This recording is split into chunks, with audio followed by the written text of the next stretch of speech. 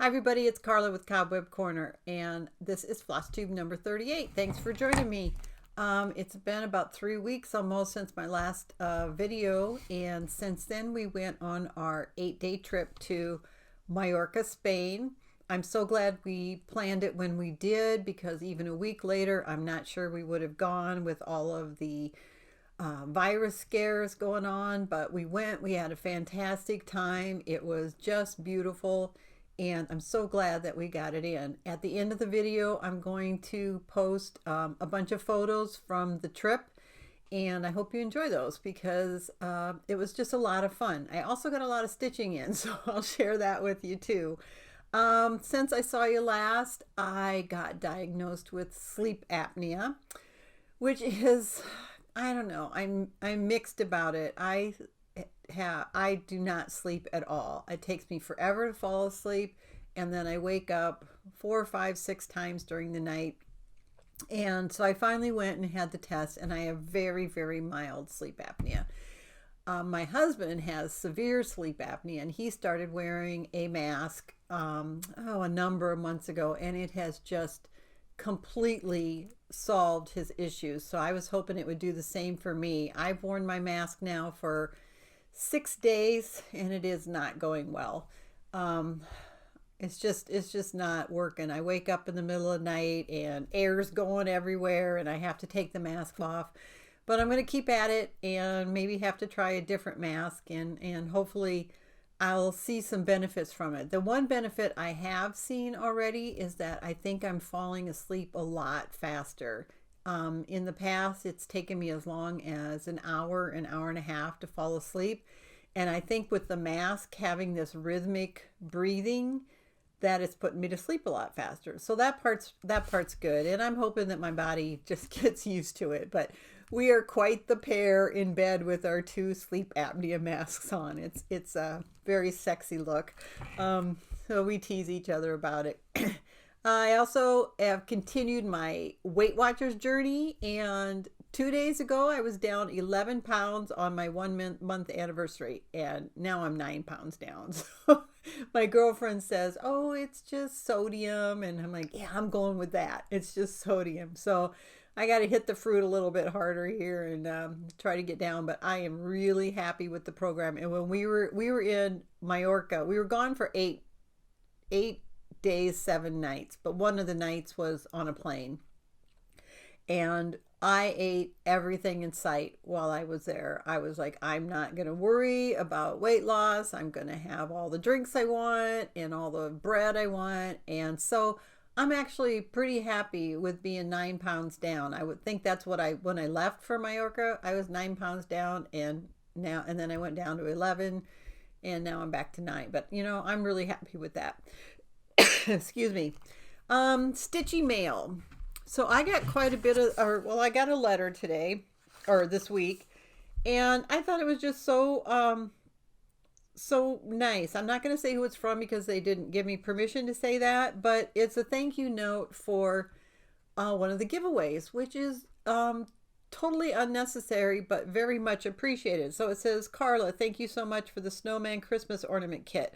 It was fun winning the giveaway, and I was especially surprised when I heard how many people wanted it. I haven't started it yet, but we'll hopefully have it done before the holidays. Happy stitching. So, and this is, it looks like maybe a handmade card. I'm not sure. Actually it is, because it says it's hand stamped by her. So not only did she take the time to send me a note, but she sent me this gorgeous handmade card. So I thought that was really, really sweet, and it was great to get that in the mail. Thank you so much. Haul. I do have some haul. I don't usually consider haul to be charts because I have a store with all the charts I need in them. But I did buy some things. The first thing I bought was Needlepoint Silk's color chart. And let me tell you, this is ka-ching. I paid $125 for this thing, and I debated long and hard about it before I did. But I had the unicorn chart, A Most Noble Pursuit, that I showed you in one of my last videos, and I want to stitch that, and it is done all in needlepoint silks. And needlepoint silks, they're gorgeous. I love them, but they're $6 a skein. And I don't carry them in my shop, and I don't plan to at this point in time. So I'm like, how am I going to convert all of that to, I don't want to use DMC. I want to use hand-dyed floss, or, you know, some of the other things. I carry Classic Colorworks, Gentle Art Threads, DMC, and Weeks Dye Works, and I want to use a combination of those. So I've been talking with Michelle at Michelle Bendy Stitchy. She has that chart also, and we're thinking about collaborating to do a conversion on the A Most Noble Pursuit chart. So this is all of their samples of all of their threads, and it's, you know, it must be done by hand, which of course would take many hours to do something like this, which kind of explains the expense. But yeah, $125. Wow. But now I can look up the color that's called for in any chart that uses NPI silks, and I can then go to all of my other flosses that I do have in hand and compare that to try to get the best conversion. So I think over the years I will use this a lot. So that was one of my purchases. And then another purchase was the Floss Inn had a 25% off sale, and I love the Floss Inn system. So I got two. What it is a thread organization system, but for a single project. So I got two of them, and I'll show you a couple in use in a minute. But I got this kind of funky skeleton mermaid pattern. The sale was on items that were already made, so you couldn't do custom fabrics, and there weren't a lot left by the time I finally went in and shopped. But I love this one. This is a 10 floss holder, and they come with a space for your scissors here and a needle holder. And they also come with spools and cards. So before I show you how it works, I'll show you my other one. That's a 10 floss holder. And this one I think is a 20. And I love this one. I think you've probably seen this fabric before. It's the yoga position, the animals in different yoga positions. And I've been doing yoga, and I just love the fabric. So this one holds 20 different colors. So the way it works, I'll show you. Here's one that I'm using for, let's see, this is a 20, and I'm using it for one of my new starts. So you see, you put your symbol number and the floss number if you want on the card, and then you put your floss on these spools, and then they go under this plastic cover, and it works really, really well. I just love it. I've got a number of them. I have another one for my sunflower farms, which I'm almost done with. This one holds 20 colors, and it's the unicorn cats. I probably have 6 of these already, and I just love them. And hang on, I'm going to go get another project that I need to get anyway because it's a new start. So I'm going to pause, and I'll be right back. Sorry about that. So this is another one that I've had before. I love this fabric. This holds 10 colors, and this is what I took on my Mallorca trip. I had a pattern that used exactly 10 colors, which was great. This was awesome for travel.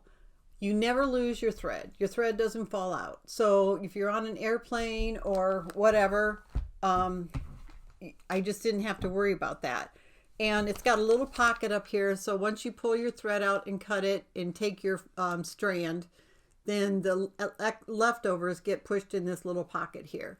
And I could just roll it up. I had everything fit. I used a project that fit on a 8x8 Q-snap, and then I took a project bag, and I could put my Q-snap with my fabric on it, and this, and a couple other little essentials, and I had everything I needed. So I just love this system. It's called the Floss In, and I think you can see it right there. And she makes all these by hand. They're a tiny bit pricey, but I think they're priced fairly. They're just a ton of work, and she does an excellent job, and she ships really quickly, even when you have a custom order. So so that was my haul. It was 2 new floss ends, and then I bought extra bobbins because I ended up buying, I think I have close to 300 bobbins now. And over time, I'm going to put all of my DMC floss on these bobbins and store them that way, so that I'll have them ready for my project bags and my floss ends. So I also had 2 new starts. I did not finish my sunflower farms yet. I need to just sit down and do that. I only have about this much of a border left, and then I'm done. But the stitch along for Songbird's Garden series started on Sunday, February 23rd. So I wanted to start that. And in my last video, I went on and on about how I wasn't sure I wanted to stitch over 1 on 22 count fabric. And I'm like, it was 28 count fabric, which gives me, you know, I kind of was like, oh, you guys are going to laugh at me so hard because 22 count fabric is so big. And I'm like, God, my hair is in my earring. I'm sorry. I don't know what I was thinking, but it was 28 count fabric, and I decided to go ahead and do it. So I'm stitching Bluebird of Happiness, and this is number 5 in the series, and we would love to have you join us. We have about 50 people stitching, and most people are just getting started. The link for the Facebook group to join is down below, and we really truly would love to have more people join us. Some of the fabrics that people are using are really unique fabrics, hand dyed deep colors, things you might not expect to go with these, and they look fabulous. So I did decide to stitch over 1, and I started it on Sunday, and we were supposed to leave for our trip on Tuesday. So I started it on the 23rd. We were supposed to leave for our trip on Tuesday the 25th, and this is what I planned on taking with me, and I was hoping to finish it while I was gone. Well, I am stitching over 1, and it is so tiny, and I was like, oh my God. And at first I was like, it's just not even going to show the detail. I made a big mistake, but I think the detail is going to be fine, and I did want the design to be smaller. So, but I realized right away that I needed my OttLite to work on this. And I knew that airplane light was going to be not good. So I'm like, I told my husband, it was like an hour before we were going to bed. I worked on this Sunday and Monday, trying to decide whether I could take it or not. And an hour before we were going to bed, I told my husband, there is no way I had made mistake after, in fact, this has like 6 mistakes in it already. And I'm just stitching it anyway, because I tried to pull out, and frogging an over 1 is really, really hard. And so I've already made a few adjustments to the pattern, but I think it's going to be fine, and I'm just going to try to be a little bit more careful. But an hour before I was going to bed, I'm like, I can't take this. There's no way I can do this on a plane. And we were going to be on 4 airplane rides, and our flight to and from with airport and airplanes was 22 hours each. So I really wanted to stitch. Plus, we were in the resort for 6 days, and I knew we would have some downtime. So instead, I decided, oh, and of course I don't have the pattern with me. I decided to stitch and kit up Summer Delivery by Plum Street Sampler. And I'm so glad I did. I'm stitching both on the same fabric. They are 28 count Graceful Gray by Witchout.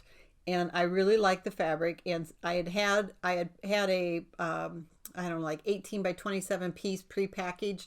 And so I had leftover from when I cut the fabric for Bluebird of Happiness, and it was perfect for Summer Delivery. And look what I've got done already. I'm like, of course it's been almost 3 weeks, but it's like, wow, I love this pattern. I say that about all my patterns, but there are so many good charts out there. And all I have left is there's a few more flowers. I've got to do there's a string holding some of these things. and then the horse. And there's a horse here pulling this cart, and it just is a really quick stitch. So if you follow me on Instagram, I've shown all the progress from my start to where I am now. So I'm hoping that this is done in, a week or so at most, if I can. And I've been staying home due to the coronavirus scare. And my husband's on travel right now. Was gone for 5 days. He gets home tomorrow. And I'm just staying home, and I've been stitching a lot in the evenings because he's not here to bug me. So 2 new starts. Can you guys believe it? It's like the monogamous stitcher of the century has like multiple things going on. It's a miracle. So that's where I'm at in my stitching, and I'm pretty happy with it and excited about it. I love the pieces I'm working on right now. So last week's giveaway was for 3 separate items. It was I'm Hoppin' Happy by Trail Creek Farms. And also by Trail Creek Farms is Bunny Love. And then I'm giving away the, October 2003 issue of Just Cross Stitch magazine. And you had to put, I want to stitch the bunnies in the comments below. And the winner, I'm not going to try to pronounce this. It's VIRPI space R. VIRPI space R. So get a hold of me. My email address is below, and I need your mailing address, and I'll get those mailed off to you. So, business topic. So first of all, before I start this week's business topic, one of the topics I want to talk about is, are PDF files going to put cross-stitch stores out of business? And, that's like a very pessimistic way to put it, but I would like your opinion. So, what do you think the impact of PDF charts are on brick and mortar shops and shops like mine? And I'm going to, I love PDF charts. Don't get me wrong. I have nothing wrong with them. But what do they do to businesses that are trying to sell printed copies of charts? So I would love to hear your opinions in the comments below on what you think about PDF charts, and put a little thought into how does that affect my local shop, whether it's an online shop or one that you visit, one that's brick and mortar. So this week's topic is, as a shop owner, especially an online shop owner, I don't know if it's especially, I think a lot of shop owners would agree with a lot of what I have, is things I wish designers would do. And so I'm just going to kind of go through my list. First of all, I wish they would always put the supply list on the outside of the chart pack or the chart cover, so that you don't have to open up the chart pack or open up the leaflet to find out what the supply list is. And more, especially the ones that are real small chart packs, they're folding the paper and you can't see what the supply list is. And it's bad for me as a shop owner because I try to put the supply list on my shop, but it's really bad if you're looking at the chart in a brick and mortar store and you want to buy the floss that goes with it, or you want to see what kind of fabric was used and that type of thing. So I wish they would always make sure that the supply list is visible without having to open up the package or the leaflet. This one is probably, well, I don't know if it's more just for me, but I wish they would put large numbers in the same place on all their charts and never use words for the numbers. So for example, this one's by Little House Needleworks, and they have this little tiny number down there for the name. And they also, let's see, there's also, is it Country Cottage Needleworks? Their numbers are spelled out in words. And then some don't use numbers at all, and some put their numbers all over the place. And the reason I wish they were large and in the same place is because I file all of my charts. So they're usually on their side, and when I'm going through, it would be super, super perfect for me if the number was in either the upper right or upper left hand corner and nice and big, because I sort my charts numerically so that I can find them, and they're sorted by designer so that I can find them super fast. And if they're not, don't have a number, of course, I sort them alphabetically. And it's just harder. It's harder to process an alphabetical order than it is to process a numeric order. But some of them that you just can't even read the number, and I'm like, have to take out all the charts and go through and try to find what I want. And that's just something I wish they would do, just to make my life easier. Better photos. Now this has gotten a ton better with the advent of the internet and cell phones. A lot of times a designer, especially I would say in the early 2000s, would self-publish, and they would just take this 4x6 photo, and then they would use a ton of props to try to make it, attractive. Well, then the actual image of the chart would be this little tiny part of this 4x6 photo. And so many are getting better. Like the photos on this are perfect. No, it's a tiny bit of props here. Nice big picture that I can scan. These are perfect. I can scan this really easily to get, because customers want to see a good representation of the chart they're buying. So this is really kind of a older problem. I think people are getting better and better about it. But big photos that really just only focus on the chart being designed, and leave those props out. You don't need to have candles and lace and all that kind of stuff. I mean, it's pretty, but what people want, especially when they're shopping online, is to see the chart that they're buying. Always put the floss number as well as the name in the floss list. Again, I sort all of my floss. I have 4 different kinds of floss, and it's all sorted by number. So when I am creating a supply list, or if I get an order and I need to go and pull floss, I need to know the number, not the name. So it is, and then also when you shop on my site, most of my stuff is, I'm not sure if all of it is or not. I think I kind of mix, which is bad for me. But some of my floss, some of my brands are alphabetical, and some of them are numeric by number. So I just wish that they would include both when they make the list. And then along with that, I wish they would always list the floss in numeric order and put the same kinds of floss together. So a lot of times, I'm trying to see, this one's pretty good. It's not in alphabetical order, but this one separates out the types of floss. So you see all the Weeks Dye Works floss, all the Gentle Arts, and all the Classic Colorworks. And that's great. Let's see if I can find one but many of them will combine them. And you'll just have a line for, you need this color Weeks Dye Works, another Weeks Dye Works, this one of Gentle Arts, and then a DMC, and then a Classic Colorworks, and then another Weeks Dye Works. And it's just, so then when I'm making the supply list, I need to sort that all out by floss type and then by floss number or name. So it makes a lot of extra work for me.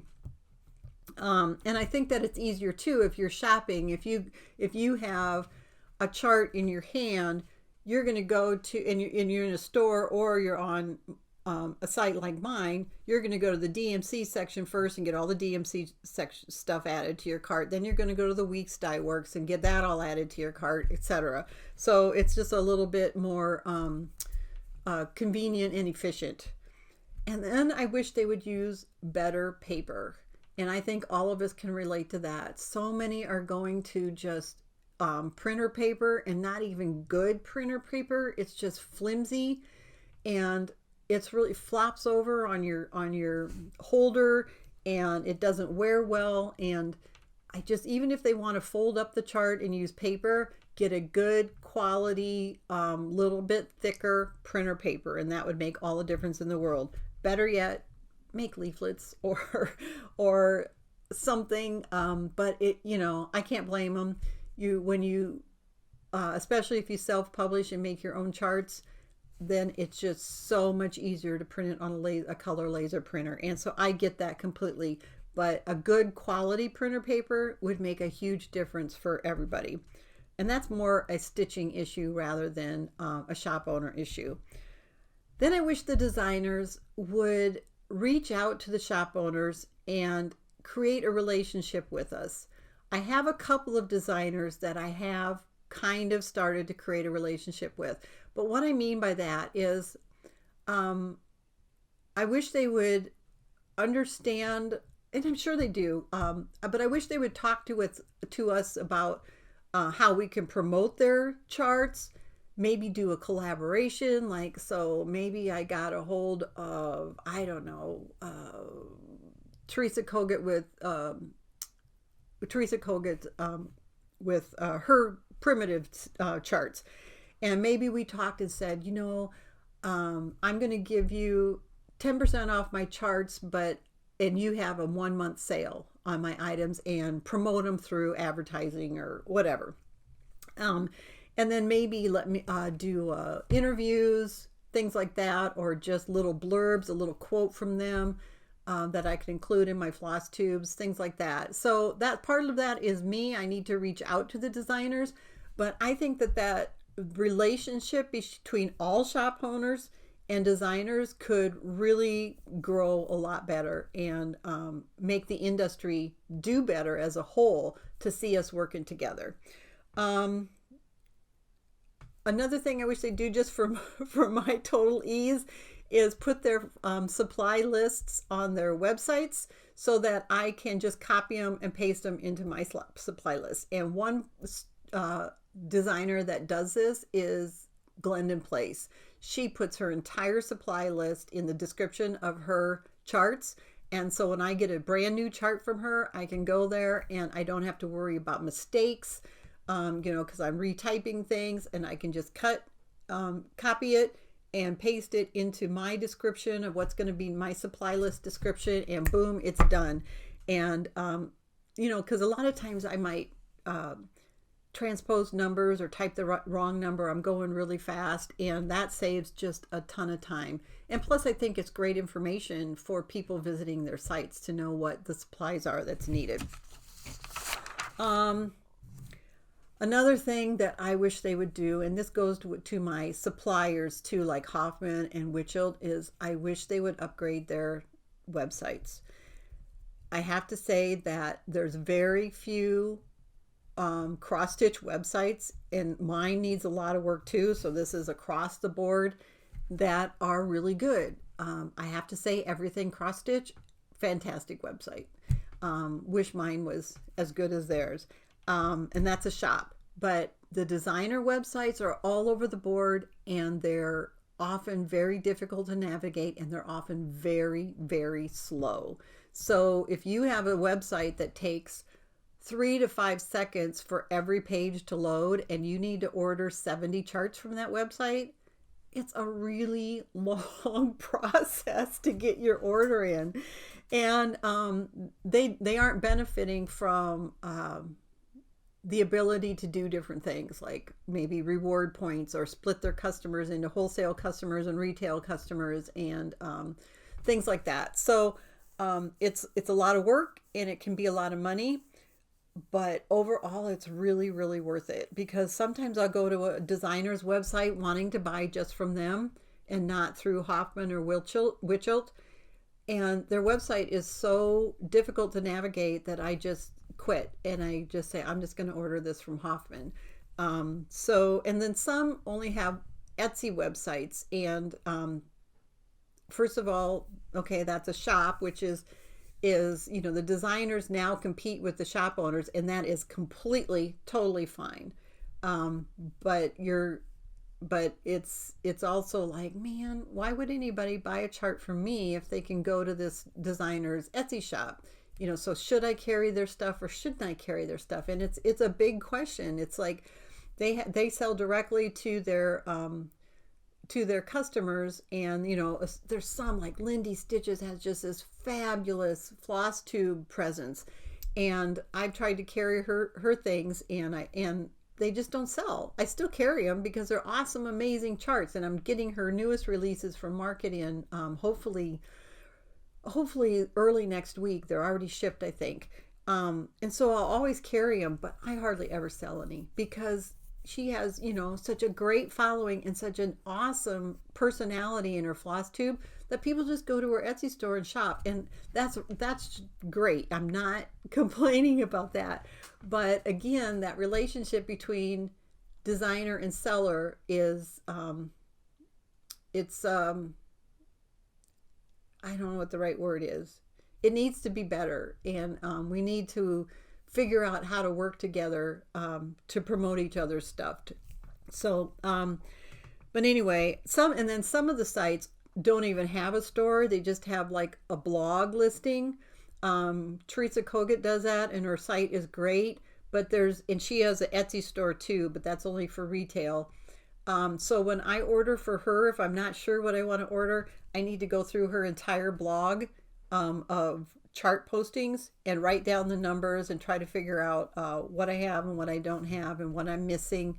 And now that I've got most of her charts, it's a lot easier because I just go by my inventory counts. But it makes it a little bit difficult for the wholesale person to get started. Her website is amazing. It's just full of fantastic information. But from a wholesale point of view, it's a little bit hard to get where I need to go and do what I need to do. And I'm not trying to call anybody out or be critical of anybody. Those are just examples that I'm familiar with of what I'm of the points I'm trying to make. So I love Trishia Ct's website, and I love her designs, and she's an amazing person. So not criticizing, just giving an example. I also wish the shops would let or the designers would let the shops know if they prefer that we purchase directly from them rather than purchasing through a wholesale account like Hoffman or Witchild or Yarn Tree. The reason for that is I, as a shop owner, get my charts 50% off retail. So if a chart is $5 or $10, I pay $5 for it. And you would think that the person designing it would get that $5, but they have to send their charts to Hoffman, Yarn Tree, or Witchild, or whoever is distributing their charts, and that person gets 50%. So the designer on a $10 chart may only get probably only gets $2.50, and sometimes less. And that's not very much. Some of those charts are super time consuming. And if I buy directly from them, I still get the chart for $5, but they make $5. They make the whole $5. And so they make double their money on the chart that I purchased directly from them. But hardly any of the designers offer free shipping. They don't have a limit like buy $100 worth of my charts and I'll ship for free.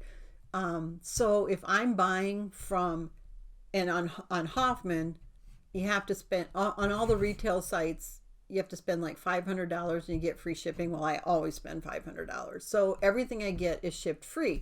Well, if I'm buying from 10 different designers and spending the same amount, still spending $500, I might have to spend $70 because it's usually like $7. They'll ship stuff priority, and it's anywhere from $5 to $10 when I buy from a designer. So just say it's $7 per, and I'm buying from 7 designers. That's $70 that I could have saved in shipping if I had bought through Hoffman or Witchild. And that adds up really fast. So there's no, I really want to support the designers and help them to get more money. But at the same time, I have to do everything I can to keep my costs down, and shipping is a huge expense. So I do have one designer who, if I spend $100, I get free shipping. But I wish that we could, even if it's a higher limit, like $200 or whatever, then I would be much more inclined to purchase directly in that. And then some of them are so busy that it's just too much work for them to fill every shop owner's individual order, and they would prefer that you buy from Hoffman or Witchild or Yarn Tree. So it'd be nice if we knew that up front. And then I wish they would consider offering floss packs when they use hard to find specialty floss. Glendon Place does this. Dinky Dyes does this with Tempting Tangles and what other anything Dinky Dyes sells on their site almost always comes with a specialty floss option. And sometimes it might just call for 2 or 3 different specialty flosses. And I'm not talking about General Arts or Weeks Dye Works or, but those would be nice to have a pack too. But I could put that together myself. But if it calls for 1 strand of glisten gloss and or 1 color and maybe a special Dinky Dyes floss or needlepoint silk, something that's harder to find, and then the beads that go with it, it would be nice if all of those were in a packet. And there are a few places, just a couple places that do that, and they sell really well, and people love getting all of that together. But the designers, they got to buy that stuff at wholesale, and then and then I want to buy it at wholesale, so it's just not cost effective for them to go to that work. And I understand that. Just something I wish could happen, but I understand how hard it is. And then I hope they just keep designing. I'm like, some of these designers are just amazing, and you're like, God, I hope they never quit. I hope they just keep designing and designing and designing. But things are getting harder and harder for a lot of them to, make a living at it. So we need to just keep supporting our designers, which means don't copy charts, don't share charts, things like that. That's it. So lots of stuff that, lots of them are little itsy bitsy things that, it would make my life as a shop owner easier, but is it in the scheme of things a big deal? No. But I thought that might be interesting to you for, what I do and what I consider as a shop owner. So that's it for the business topic. And I'm looking over here because I'm looking for our giveaway. So the giveaway this week, where is it? I'm not exactly organized. It's a pretty amazing giveaway this week. Fat Quarter Shop always sends the shops a free copy of any new design. And so this week I got 3 things from them. I got Village Prim, which comes with this amazing keychain. And then I got their next set of stitch cards, set D.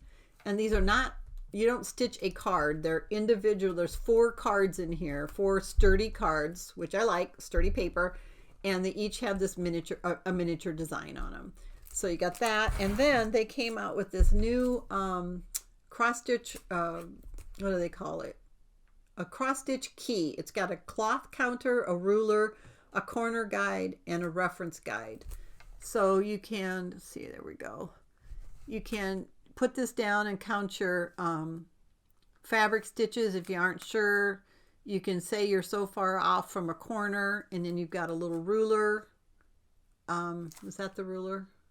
No, that's a cloth counter. Where is it? Oh, there's the ruler here. And then it's got a section for how many strands you should use on different counts of fabric. And this retails for $10, and I think this retails for $16, and I think somewhere around there, and this one's around $10. So like a $35 giveaway this week. This will all go to one person, and I would like you to say, I'd like to stitch Prim Village. I'd like to stitch Prim Village. You must be 18, and please don't use the word giveaway. You must, yeah. And if you're going to join the giveaways, I'd really appreciate it if you subscribe to the channel. Not required, but it'd be nice to have you subscribe also. So I'd like to stitch Prim Village, and that'll be given away whenever I make my next FlossTube video. Okay, inventory. What I'm going to show you today for inventory. Oh, wait. First, we got to do our... I'm doing another section from the American Needlework Tools, Antique American Needlework Tools. And last time I talked about needles and how they were made and stuff like that. And now the next section is needle storage. So I'm going to read you. It's kind of long. Go ahead and skip if you want to. I think it's pretty interesting. And then after I'm done reading, I will show you some examples. I'll insert pictures of examples of antique needle holders.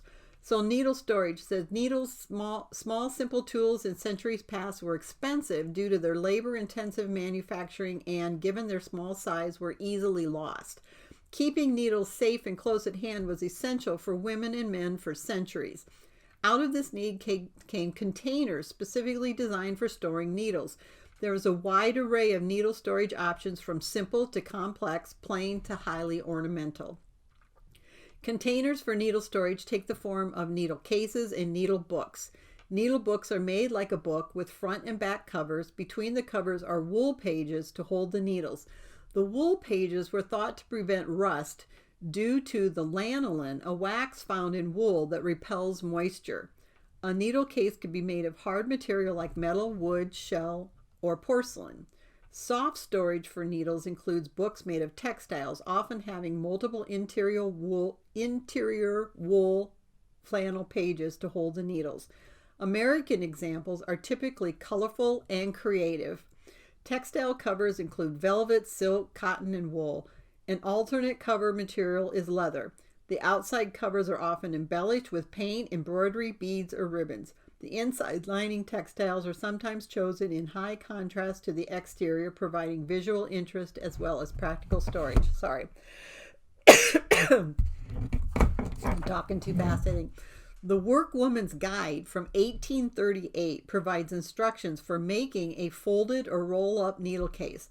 The interior is made of a soft wool twill penciled off in sections for each desired needle size. The exterior and binding are made from wide satin ribbons. The penciled lines and needle size numbers were sometimes embroidered. Needles were placed by size in their marked sections stored in the wool twill. Roll-up needle cases are only a little wider than the length of the needle, about 2 inches or less. The length is determined by the number of needle sizes marked off by 10 inches or less. Even after manufacturers began to sell needles pre-packaged after 1840, needle workers continued to create more artistic needle storage methods. This practical need and creative desire continues today. In Victorian and Edwardian times, needle books were popular women's gifts. In sewing schools, students and pupils exchanged gifts like needle books. Homemade needle books were sold at fundraising bazaars and exchanged at clubs and social gatherings. Popular women's needlework magazines have been publishing patterns for needle books since the 19th century. Sewing patterns from the 19th century were not detailed or specific. They provided layout ideas and possible decorations. Often a single black and white sketch was provided. Needleworkers purchasing patterns in the 19th century were experienced at hand sewing and didn't need or expect much more than a paragraph describing materials with rudimentary instruction. Embroidered covers on needle books include queen, cross, flame, and satin stitch, as well as needlepoint. They are sometimes dated with names or initials. Some are bound in narrow goods like ribbon or woven tapes. Others are simply hinged with thread or ribbon. Linings include silk and cotton fabrics. Ring needle books are created similar to crochet buttons. The rings are made of horn, bone, brass, or plastic. Once covered in crochet, the interior of the ring has decorative thread spokes, beads, or added thread patterns. The covered discs are joined together to make larger circle for the front and back of the needle book. The front and back are hinged together with wool needle pages sandwiched in between. This style is usually unlined. The outer edge is often tied with matching ribbons embellished with additional crocheted trim. So next I'll show you some photos, and one of the photos is going to show the needle rings that they're talking about that they crochet around, and those are just for decoration for the outside of the needle book. So I hope you enjoyed that. Next time, one of the additional forms of needle storage like paper books, and then coming up is Native American beadwork on needle books, and I think that's gonna. And then they have a section on how needle books were used in advertising and promotion materials. So that's coming up in the future. I hope you enjoyed that.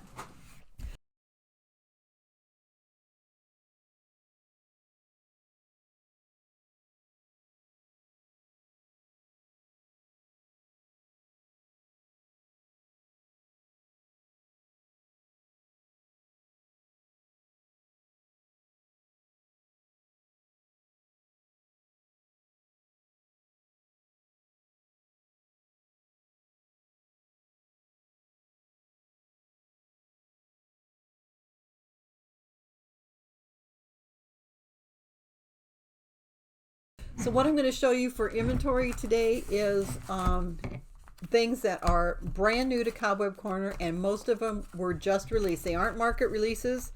I'll have some of those next time, I hope, but they are releases from late 2019 or in 2020.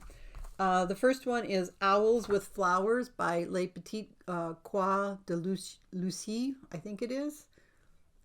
Isn't that just like adorable? And this one's not new, but it's new to Cobweb Corner, and it's called Bitter Flower Sampler by Birds of a Feather, and it says, the bee sucks honey out of the bitterest flower. Isn't that amazing? I love that chart. Little House Needleworks, The Stitching Bee, and then brand new by Waxy Moon Design is Easter House Trio, and it's got Easter, baskets, and bunnies. And then I'm starting to get some more designs. This one's from 2016, but I'm getting some patriotic designs in, and I love this one. It's Patriotic Scissor Pocket by Scarlet House, and I love that this is a crock rather than a basket, and I just love the dimensions of the flower and the flag. I really like that design. And then part of the new Tumbleweeds line by Little House Needleworks is the Old Dry Goods. And this is this is number 5 in the series. It's the only one I have right now. Let me know what you think about this series. It's all Western based. Sorry, I'm gonna drink my coffee. Another one by Les Petits Croix de Lucie is Christmas Father Arrives. I really like a lot of their designs. And then new by Heritage Crafts, and this is from the Birds of a Feather series, and it's Tree of Owls. Aren't they hilarious? And such cool colors. It is a full stitch chart, but I love that design. It's really cute. And then we've got new from Heart and Hand. It Was Always You, and it comes with a little bead pack. So that's included, embellishments included. Then I've got the Snow Village series by Country Cottage Needleworks Popsicle Cart. And new by Lila's Studio is Coffee Obsessed, and it says Stressed, Blessed, and Coffee Obsessed. That would be me in the morning. Brand new by Hands On Design is Came the Spring, and that includes the wool needed right here.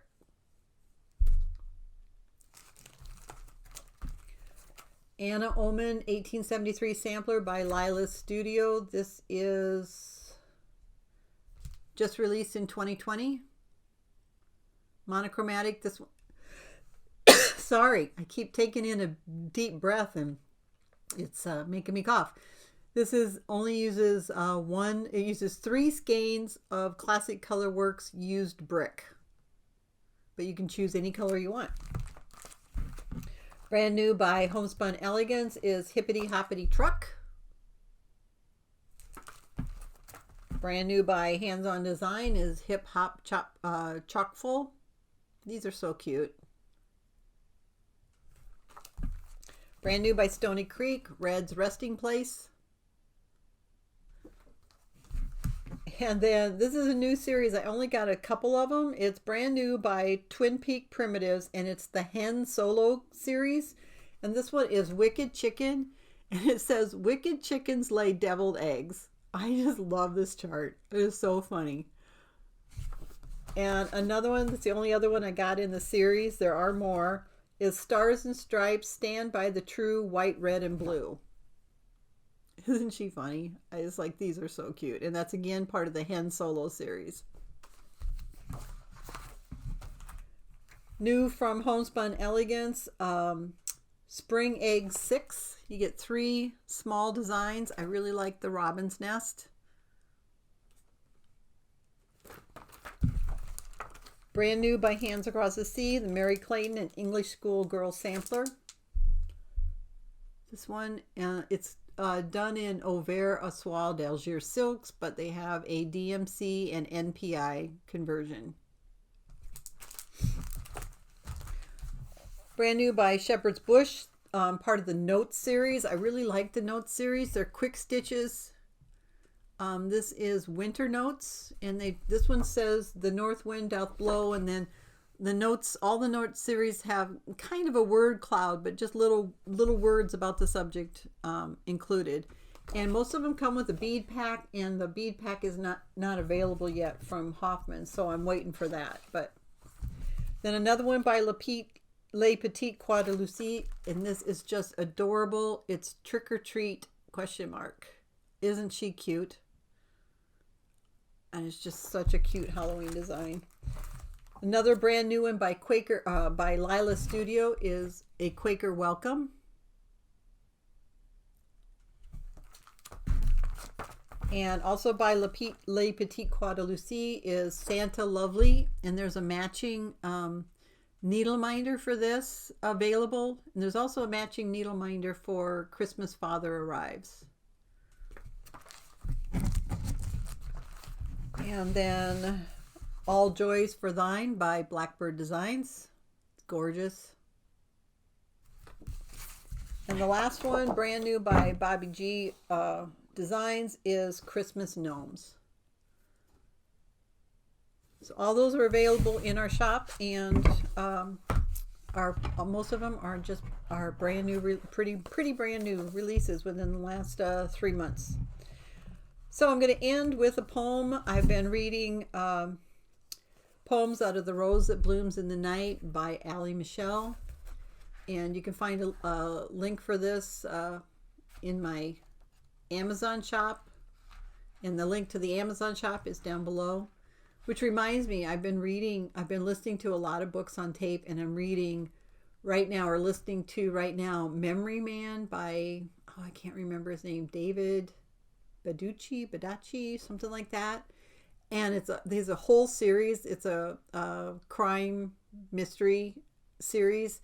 And the main character had a head injury when he was younger that causes him to not forget anything at all. Times, dates, what happened, what the weather was like, everything he sees, hears, or reads, he remembers. And in the first book, his family is murdered. You find this out right away, so it's not you find it like on the very first page. It's not a spoiler. And he kind of goes into this major decline. And then it's a really, if you have to enjoy dry, sarcastic humor. So if you don't enjoy that kind of thing, you might not enjoy the book. I love dry, sarcastic humor, so I am really enjoying the book. But it's not your typical crime mystery where the guilty party is introduced in the first chapter, but you're like, oh, it couldn't be them, you know. It's much more intense and kind of real, and I really like it. So I'm going to put a link to that in my Amazon shop too, in case you're interested in those types of things. We all need to kind of stay home and stitch and listen to books. So the poem I'm going to read today is Why Bother Creating? Why bother creating? Life does not make art possible. Art makes life possible. The artist and the alchemist are the same. They are masters who use every experience as an opportunity to create change. They make art that captures the feelings we cannot put into words. Art that is made honestly allows a misunderstood heart to feel heard. So that's the poem for today. And that's it. I kind of talked fast because I had a lot to do and didn't want to drag it out too much. So don't forget, I would like your input on your thoughts on PDF files, how great they are, how you think they'll affect the industry, and any ideas on how designers and shops could work together. And if you have any comments on my business section or the tools section, in fact, I should show the book. This is Antique American Needlework Tools by Dawn Cook Ronigan. And there is a link to that in my Amazon shop also.